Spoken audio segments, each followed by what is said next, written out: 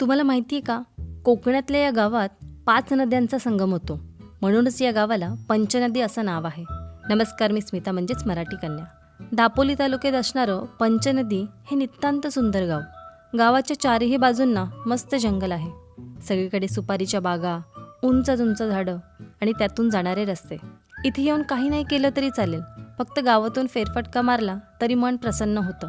इतकी शांतता या गावात आहे. गावात लालपरीची दापोलीपासून भेट ठरलेली असते.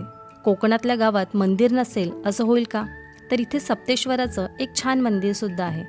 सुपारीचं उत्पन्न घेणाऱ्या गावात सगळीकडे सुपारी बघायला मिळते. माहिती नाही का, पण अशी मातीची घरं बघितली की खूप समाधान वाटतं मला.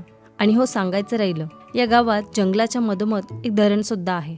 संध्याकाळचा व्ह्यू एन्जॉय करण्यासाठी एकदम परफेक्ट स्पॉट.